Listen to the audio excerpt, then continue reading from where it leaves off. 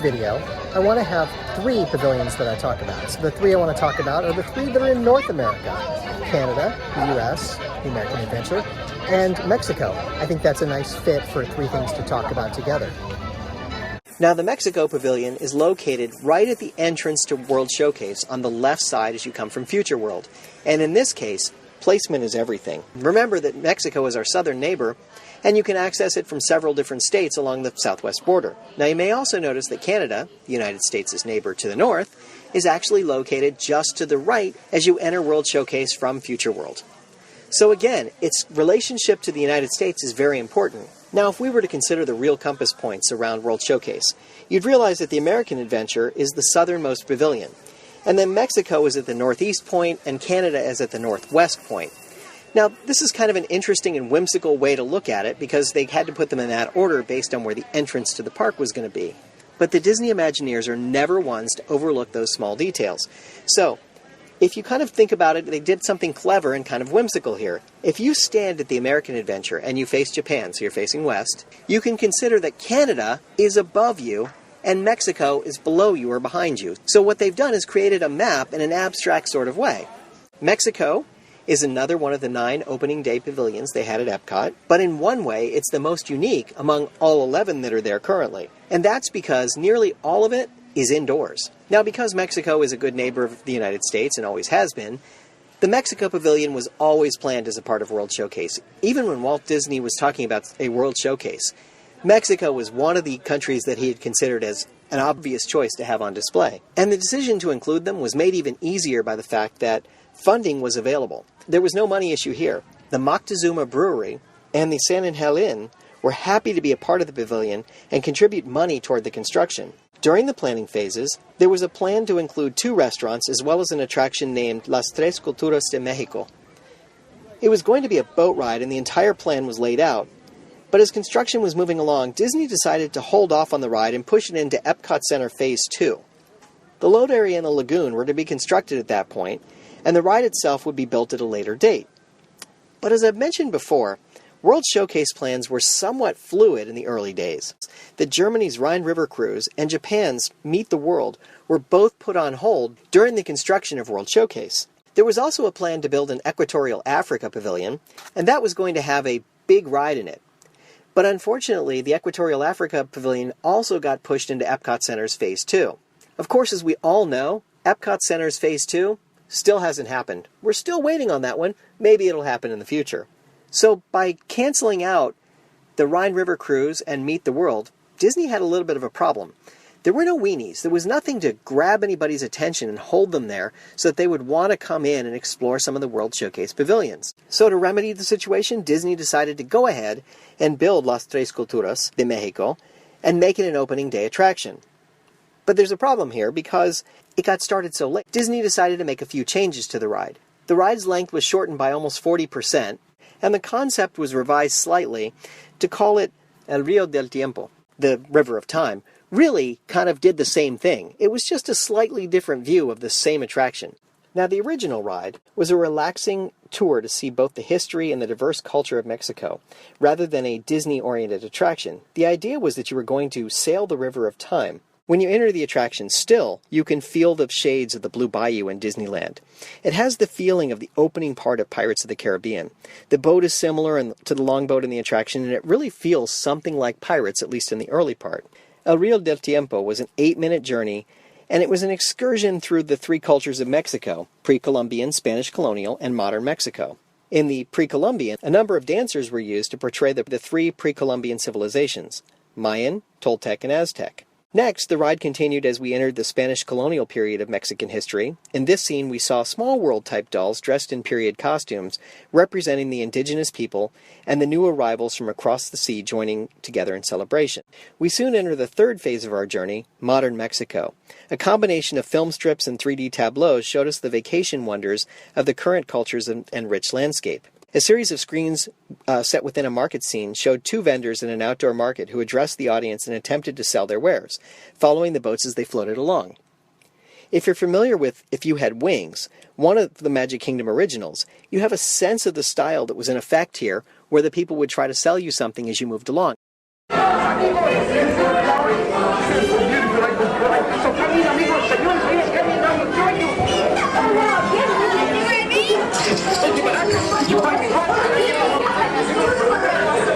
colorful all season, so beautiful.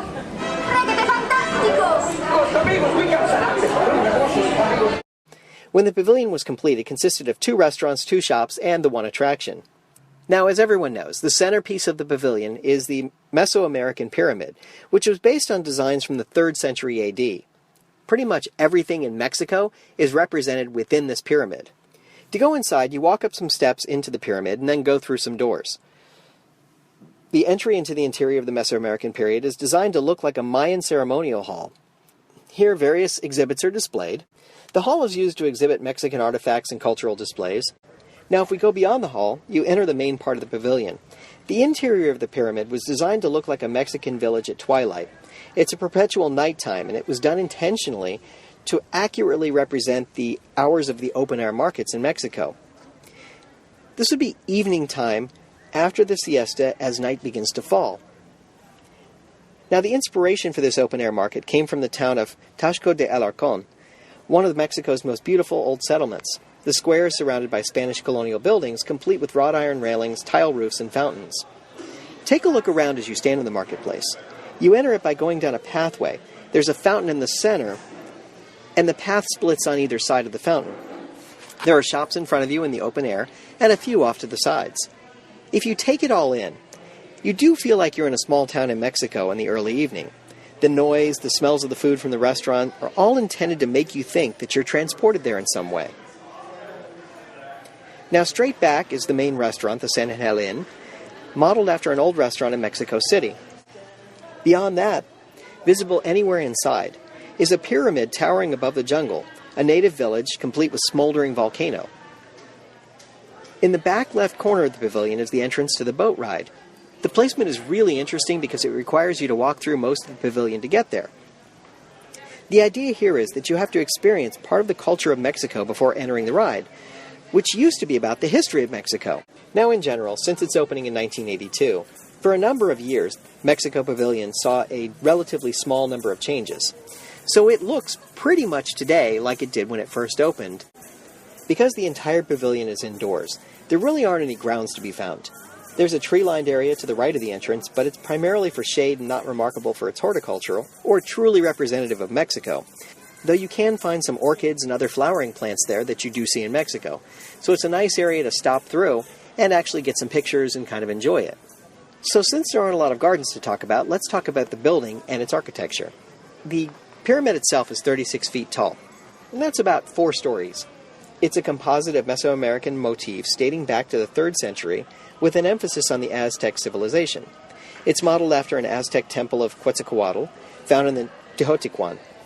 The serpent's heads represent Quetzalcoatl, the god of priesthood, as well as learning and knowledge, and they guard the structure. The stairs going up the facade lead to the temple of the high priest. These men were skilled in astronomy and mathematics, and were unequaled in pre-Columbian cultures. The elaborate carving at the base of the pyramid steps is called a stele. These bas-relief carvings were used in funerals, commemorative symbols, and in territorial markings. Besides adding authenticity to the pyramid, its placement was chosen to deter guests from climbing on the stairs. Now, one interesting side note is that the pyramid is the tallest building facing the lagoon. And for that reason, Disney decided to put the control room for illuminations on the top of the building. Though you can't see it, there's a small office up on the top that's used for the nightly show. The main location for shopping is the open-air market in the pyramid. It's called the Festival Marketplace and is home to all sorts of stands which sell authentic Mexican merchandise. The shops to the sides have a specific theme, and La Princesa de Cristal sells crystal and glassware and is run by the Arribas brothers. Now, there's an interesting story here that I think I should mention. Brothers Alfonso and Thomas Arribas grew up in the northwestern Spanish town of La Coruna. They were taught the family glass-cutting business by their father and grandfather. Soon after their apprenticeship ended, the Spanish Cultural Ministry recognized their unique talents and selected them to represent Spain in the 1964-65 World's Fair that was held in New York. And that's how they met Walt Disney. Since the Spanish played an important part in the development of the real New Orleans Square, the talents of these young men would add greatly to the realism of Walt's recreation. The brothers were asked if they would like to open up a shop in this new land, and they readily agreed. So the Arribas brothers have a strong connection to the Walt Disney Company as far as entertainment goes. Often, Donald Duck in his Mexican attire and his pals from The Three Caballeros, the 1946 film, can be found to the right of the pavilion as you look at the entrance. That's in that tree-lined area I talked about before. The boat ride was converted in 2007 to the Grand Fiesta Tour starring the Three Caballeros. Guests travel through much of what was the original ride, but with new technology. The premise is that you follow the adventures of Jose and Panchito as they are set to perform, but they can't find Donald and go off searching for him in Mexico. He's naturally having a lot of fun, and they go off looking for him in a magic serape.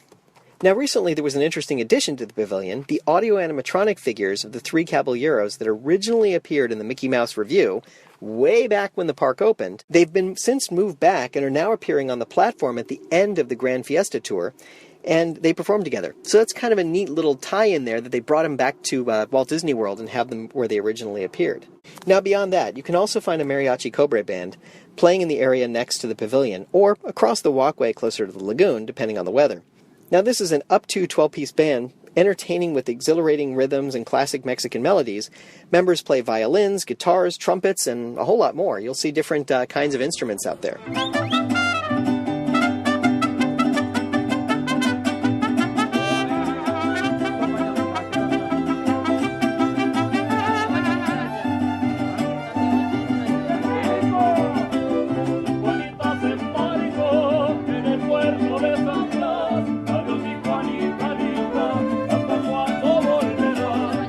Now, unlike Mexico, Canada was not immediately considered for World Showcase. But in the mid-1970s, as Disney thought about which pavilions might make sense, they did consider Canada. After all, it's about 80% of Canada's trade is with the United States, so it would make sense to have Canada be a pavilion at World Showcase. But there was a catch. Unlike the other pavilions, Disney actually sought financial support for the attraction from the Canadian government in order to bring it together. The company wanted Canada's federal government to fund the cost of building the attraction. In return, the government would have input into the design and layout. The Canadian government was a little bit concerned about the stereotype of Canada that Disney wanted, sort of that 1970s view of lumberjacks, moose, and people saying, "eh." And they declined at that point. Now, there was apparently a lot of friendly back and forth with Disney threatening to pull the plug on Canada, but ultimately, they went ahead, without the money from the Canadian government. Instead, Disney got a few Canadian businesses to sponsor some elements of the attraction, and that's how they were able to build it and have it ready for opening day. As it was originally envisioned, the pavilion was to have been divided into two halves, separated by a main street of shops and restaurants. One side would represent French Canada, and the other side would have been English-speaking Canada. Now, for those of you who are unfamiliar with Canada's rich cultural heritage, here's a quick primer. The country was first settled by the French in the early 1700s, but in 1763, Great Britain took control. Before the British, French was the official language, and after the British moved in, English was the official language. Now, there was a bit of a dichotomy in the language and culture. Then in 1867, the British North America Act united English-speaking Upper Canada, or Ontario, and French-speaking Lower Canada, or Quebec, with Nova Scotia and New Brunswick in a self-governing confederation. As you stand on the promenade, turn around and look at the World Showcase Lagoon. This area was designed to resemble the rugged Canadian eastern seaboard. There are some who say this area resembles the Bay of Fundy. Nova Scotia has the greatest mean range of around 15 meters or over 50 feet from high tide to low tide. Now, I can't say for sure that that's the case, but it sure does evoke the essence of the bay, so perhaps Disney's vision is inspired by it in some way. The designs of World Showcase were fairly fluid throughout the design cycle. At some point, Disney decided to augment their idea of two distinct parts and make it a three-part, including the Aborigines in their design. The Aboriginal people of Canada's northwest coast, specifically the First Nations tribe, were selected to represent the Indigenous tribes of Canada. So the two-part design that was proposed isn't exactly the design that exists today. Or is it? If you look carefully at the pavilion, it is there in a very subtle way. Stand at the front near the stairs. To your right is a more French-influenced culture, and to your left is a more British cultural influence, almost like a colonial outpost. But the Aboriginal part of the country is also represented in front of both areas. And again, Imagineers showed a little whimsy here. Looking at the pavilion from the air, you can see it as the 1867 British Act indicated. Gotta love all the thought that goes into it. This is entirely intentional. Canada has a huge staircase that leads up from the promenade. Why is that? It's because much of Canada is in the Rockies, and the idea was to represent that fact and make it appear higher than any of its surroundings. Now, as you make your way up the stairs, look at the 3 totem poles on display. This is also an art form peculiar to the Pacific Northwest. Now let's turn our attention to the right side, or the French side. The mansard-roofed, Victorian-style Hôtel du Canada appears almost as the centerpiece of the exhibit. It was inspired by Château Laurier, a historic hotel found in Ottawa, and is influenced by French architecture. The architectural style used on the Hôtel du Canada is château. The term refers to the French country homes, châteaux, built in Loire Valley. The actual structure is only 3 stories high, yet it appears to be 7. The first trick was to place the building on a hill. The stones, that are actually made of fiberglass, are larger at the bottom and continue to get smaller as you look up the hotel. And also, the other decorative items, such as windows and other things, do the same thing. So if we turn around and look at the British side on the left, the buildings are of an English stone house design and are patterned after those found in the maritime provinces of Prince Edward Island, Nova Scotia, and New Brunswick. As you look around, you'll find a rugged stone building said to be modeled after a famous landmark near Niagara Falls and reflecting Britain's influence on Canada.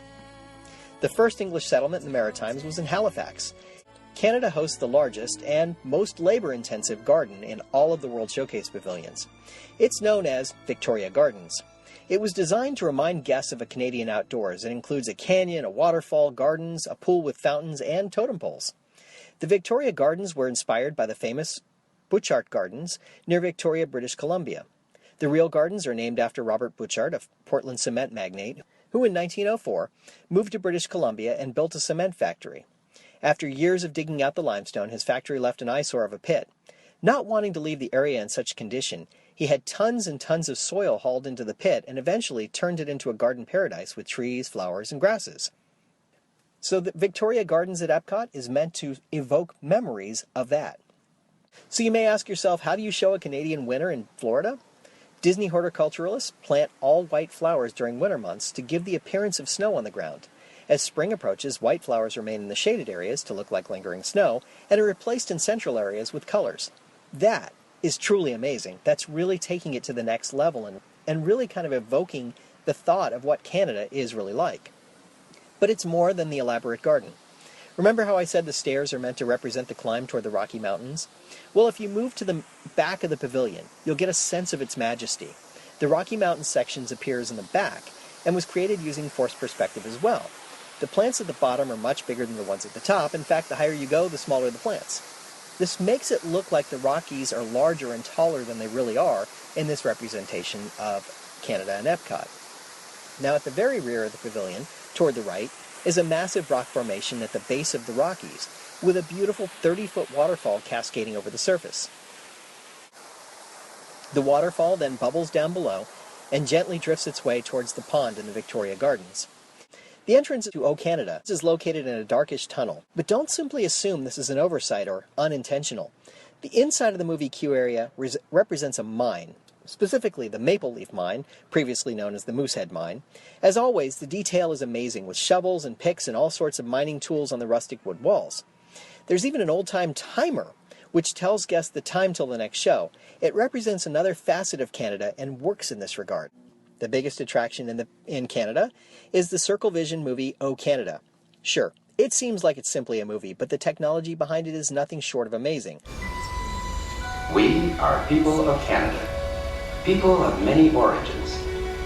People from different parts of a country that is both vast and varied. We bid you welcome.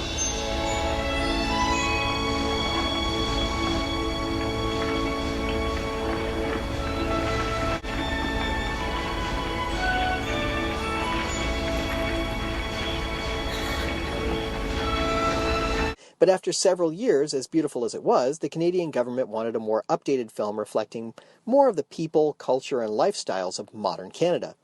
So on August 31st, 2007, a new updated film was shown. It also features a comical narration by Canadian comedian Martin Short. Big, wide, and very, very cold. What? Here in the Great White North, it snows 24 hours a day. No. Every day of the year. Excuse me? Its frozen landscape is dotted with igloos. Hello? Homes for the vast majority of Canadians. Would someone please just Penguins stop and the... polar bears prowl the permafrost, Stop the poaching and plunder. Thank you. Of all the nerve. Sorry to interrupt, but everything he said is wrong. You're completely wrong. I am? I mean, have you ever been to Canada? Technically, no. You know, I think that these good people deserve to hear from someone who knows the true Canada. Someone who loves Canada, who grew up there. Is Celine Dion here? No, Celine Dion is not here. I'm referring to myself, Martin Short. Hello. Raised in Hamilton, Ontario. Fine. I'll just go to the France Pavilion film, where they appreciate an invisible narrator. You. That's French. Now, I can show you the real Canada. My Canada. And there's lots to see. So let's go, shall we?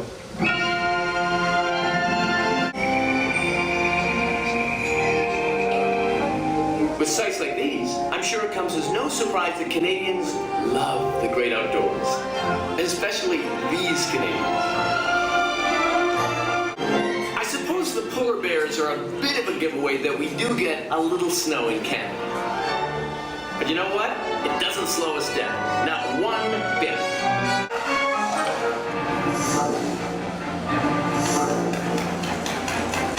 And okay, sometimes I do get a little excited about curling.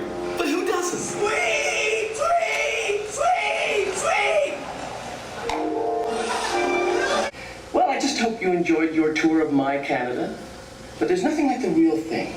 So just walk outside the theater, hook a left toward that big silver ball, and keep walking due north. You can't miss it. Just tell them Marty sent you.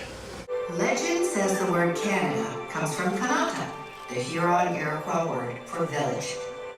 We begin on the East Coast in Nova Scotia with one of our true Canadian treasures, the Blue Nose. Just west of the Atlantic in central Canada, you'll hear lots of French accents because French is an official language spoken here. Quebec City is one of North America's oldest metropolises, a perfect blending of old world meets new.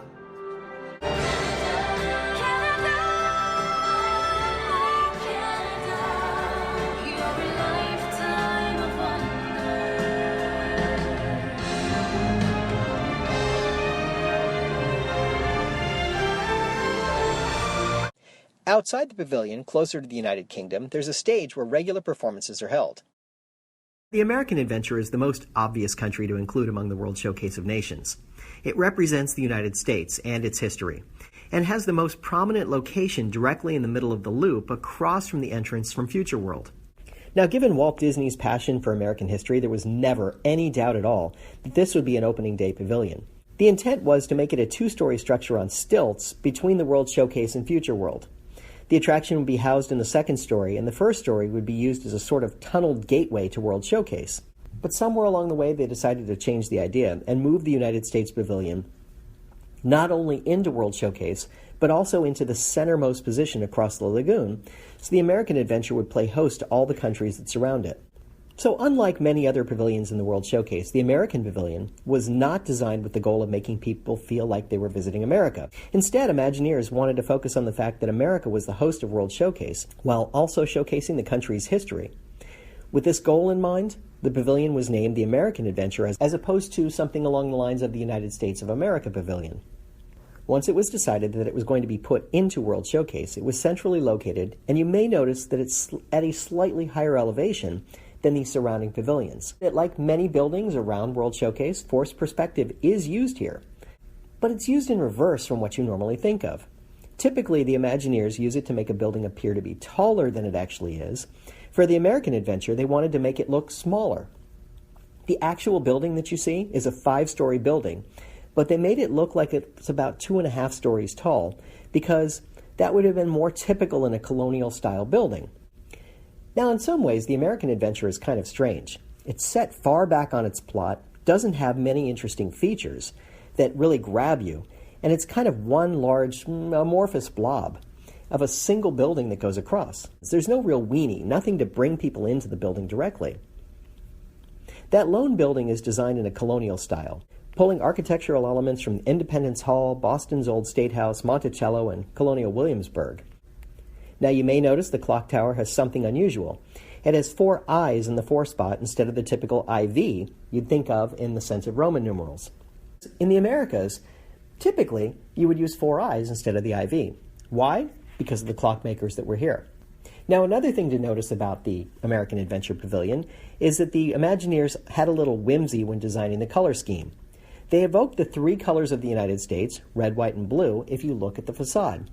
Be sure and notice that the bricks are red, the trim on the building, including the coin corners, are white, and the fountain that stands in the front has blue tiles in it. Across from the main building and sitting on the lagoon is the America Gardens Theater. Now behind the America Gardens Theater, and it's partially obscured from view, is a single-masted Victorian 50-foot ship called the Golden Dream. It represents the Virginia sloops that were used during the Revolutionary War for trading with islands off the coast of Virginia. Now, there are 3 parts to this building.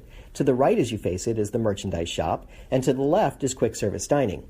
In the middle is the show building. As you enter the doors, you go through a rotunda. Now, this is meant to evoke a sense of the U.S. Capitol building with its highly recognizable rotunda. So if you go inside the building and you go through the rotunda, you can actually see that there's some areas around it as well. Now, there's also a museum off to the right, and it's known as the American Heritage Gallery. Approximately 40 pieces will be on display at any given time on a rotating basis. The American Adventure Show is actually behind the rotunda. To get to the show, you take the stairs or escalator up to what amounts to the 5th floor, though you don't realize it when you're taking the escalator up. Now, as you head up the escalator, a display of different flags throughout U.S. history, called the Hall of Flags, hang above your head. There are a total of 43 flags. They're all flags that have flown over the United States of America, or the land it now occupies, at some point or another over the past 500 years, from the Spanish Bourbon flag adopted in 1513 to the 50-star flag that currently flies over the U.S. and has since 1960. When the doors open and you enter the theater, take note of the 12 statues, 6 on each side of the theater. Now, as far as entertainment goes at the pavilion, one of the big attractions in the American Adventure is the Voices of Liberty, an 8-person a cappella group that performs traditional American songs, patriotic songs, and some more current favorites. Ladies and gentlemen, the Voices of Liberty. Freedom and justice, freedom and justice, liberty for all. Freedom and justice with liberty for all. America, America, God shed His grace on thee. Oh, beautiful for spacious skies, for amber waves of rain, for purple mountain majesties above the fluid plain. America, America, God shed His grace on thee, and from thy goodwill brotherhood, from sea to shining sea,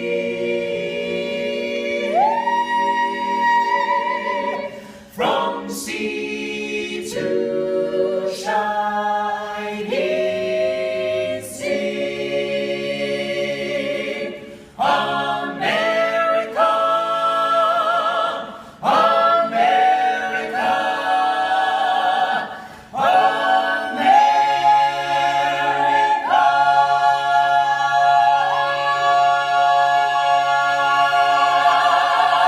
It's the American Adventure multimedia show that tells the story of America.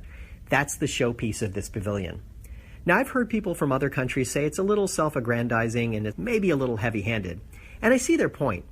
But it really is a well-done show and worth seeing. Think of it as kind of the Hall of Presidents 2.0, with some Carousel of Progress elements thrown in for good measure. The American Adventure takes guests on a trip through America's history. It's narrated by audio animatronic figures of Benjamin Franklin and Mark Twain. The show is presented in a theater-like auditorium with sets and characters rising out from the stage floor to represent scenes from different historical periods. The characters provide insight into American life of the past through conversations in which they discuss the current events of that time. Periods include the American Revolutionary War, the Civil War, the Centennial International Exhibit of 1876, representing American industrialization, and the Great Depression. The presentation culminates with a musical film montage representing famous moments and people in American history from post-World War II to the present. In one scene, there's a neat trick, and people wonder if Benjamin Franklin really walks up the stairs into Thomas Jefferson's study, because he sure looks like he does. Figure that advanced, it's much harder and more complicated in order to bring to life. To learn how to do Ben, I had to get a cane and walk around with it for almost a week. I practiced the walk, deciding how I wanted him to look. I had to go over it hundreds of times, acting out and working on it, till finally I got it just right. With Ben, it took over a month to get it right, to make all the movements precise and at the same time smooth and fluid. Believe it or not, I broke 5 canes trying to get it just right, but in the end, I finally got the look that I wanted. Now remember earlier I mentioned that it was a 5-story building, and I talk about the reasons why it needed to be that big?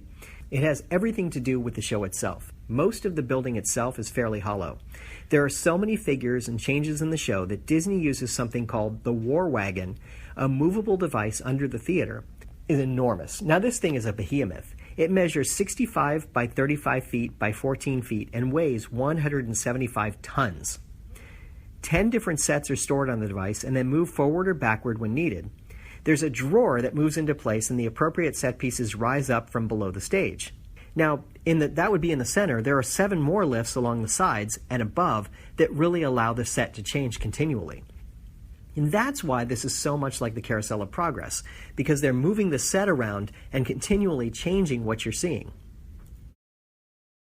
Cut the ties with England, or we surrender our liberty! Finally, the time had come to speak with one voice in a declaration of independence. Good evening, Mr. Jefferson. Have you finished the new draft yet? Those are new drafts. And our daughters, forever! Well, here we are, back in the heat of Franklin's Philadelphia again.